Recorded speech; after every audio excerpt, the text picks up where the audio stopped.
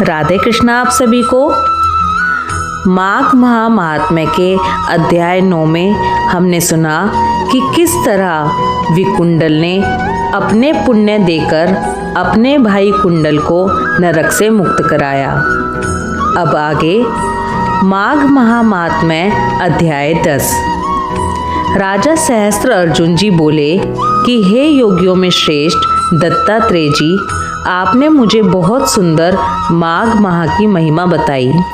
मुझे सुनकर बहुत ही आश्चर्य हुआ कि किस प्रकार एक वैश्य माघ स्नान के पुण्य से जीवन भर किए पापों से मुक्त होकर अपने भाई को भी अपने साथ स्वर्ग में ले गया। अब आप कृपया कर माघ स्नान के नियम बताइए। तब दत्तात्रेय जी कहने लगे कि जल स्वभाव से ही उज्जवल, निर्मल, शुद्ध, मलनाशक और पापों को धोने वाला है। जल सब प्राणियों का पोषण करने वाला है, ऐसा वेदों ने कहा है। सूर्य के मकर राशि में आने पर माघ मास में यदि गौ के पैर डूबने योग्य जल से भी स्नान किया जाए तो भी मनुष्य स्वर्ग को प्राप्त होता है।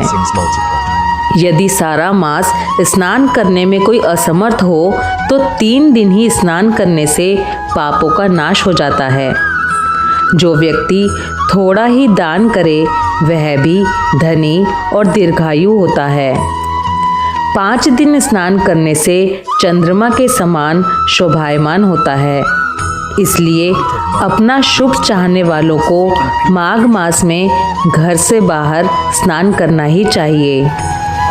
अब माघ में स्नान करने वालों के नियम कहता हूँ। अधिक भोजन का उपयोग नहीं करना चाहिए। भूमि पर सोना चाहिए। भगवान की तीनों समय पूजा करनी चाहिए। ईंधन, वस्त्र, कंबल, जूता, कुमकुम, घी, तेल, कपास, रुई, वस्त्र तथा अन्न का दान करना चाहिए।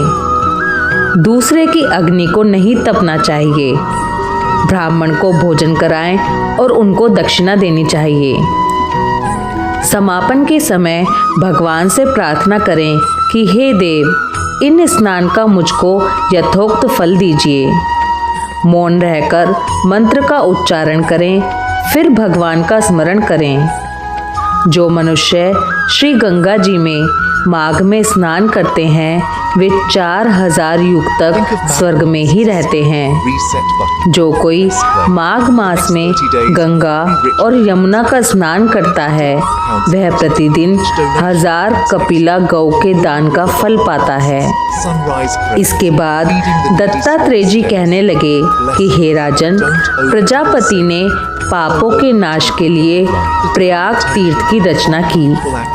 सफेद गंगा जी और काली यमुना जी के जल की धारा में स्नान का महात्म्य भली प्रकार सुनो।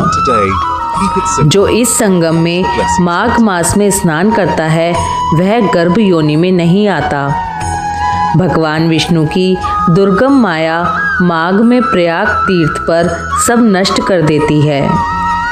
माघ मास में प्रयाग में स्नान करने से मनुष्य अच्छे भोगों को भोगकर ब्रह्मा को प्राप्त होता है।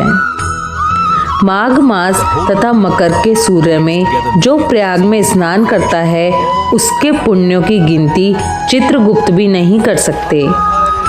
100 वर्ष तक निराहार रहकर जो पुण्य प्राप्त होता है वही फल माघ मास में 3 दिन प्रयाग में स्नान करने से प्राप्त होता है। जैसे सर्प पुरानी केंचुली को छोड़कर नया रूप ग्रहण कर लेता है, वैसे ही माघ मास में स्नान करने से मनुष्य पापों को छोड़कर स्वर्ग को प्राप्त करता है। परंतु गंगा यमुना के संगम में स्नान करने से हजारों गुना फल अधिक मिलता है। हे राजन, जिसको अमृत कहते हैं वह यह त्रिवेणी ही है।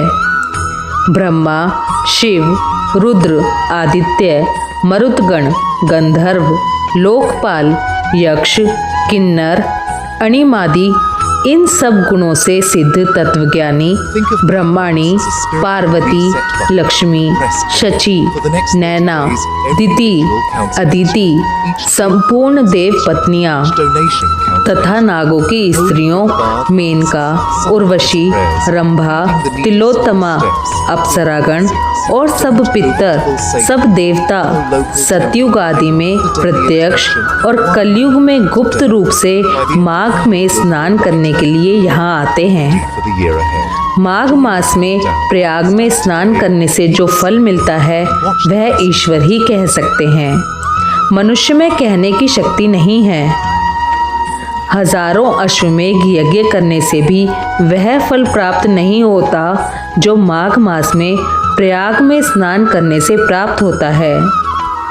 पूर्व समय में कंचन मालिनी ने इस स्नान का फल राक्षस को दिया था और इससे वह पापी मुक्त हो गया था। माघ महामहात्म अध्याय 10 समाप्त। कल हम इसके आगे की कथा को सुनेंगे।